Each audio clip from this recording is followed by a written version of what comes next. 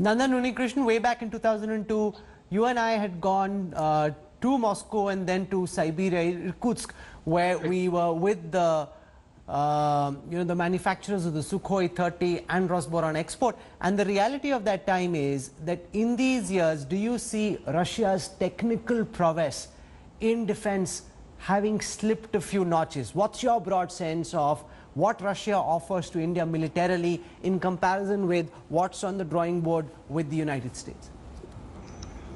Well, Rahul, this is a very complex question because, for example, if you look at technologies like hypersonics, the Russians seem to be ahead of most, at least in terms of what they're able to test publicly. There may be other areas in which they are slipping behind. That is also something that one cannot really identify at this stage. But it is important to note something else. It is important to note that today, whether one likes it or not, Russia is still the only country which is willing to give you some strategic platforms.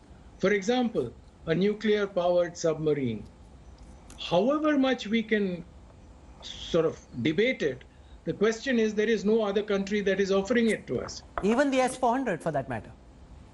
Well, S-400, the Americans are offering some kind of combination of Patriot and THAAD. Yes, it's more expensive, but let's say that there is something in the offing. But in this, for example, nobody is offering us a nuclear submarine. And let's also be very clear about another thing. The Russians, the Indians, the US, the Chinese, all of us know who that nuclear submarine is going to be used against. So, I mean, if to talk about neutrality of Russia in this particular situation, I think they have already shown, in a sense, which side of the fence they are. But at the same time, you cannot argue with them that they should suppress their national interest, whatever is their current national interest, to favor someone else's. Nobody does it. We have never done it. So I think sometimes... No, but we've seen, Nandan, the fact that Beijing used its economic leverage over Australia, banned beef exports, banned the imports of beef and wine, and that hit Australia badly.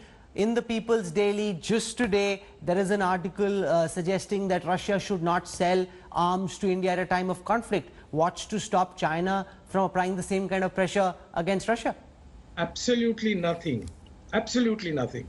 And that the Chinese, look, we have to recognize the fact that Chinese are becoming increasingly aware of their power, and they are doing what great powers do.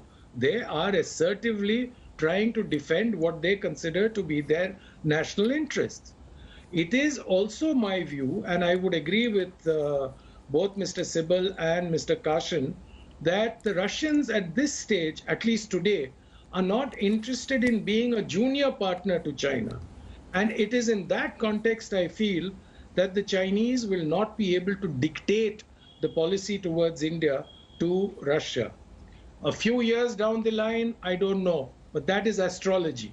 Right now, as a realist looking at the situation today, I would say that Chinese ability to dictate Russia's India policy is still limited.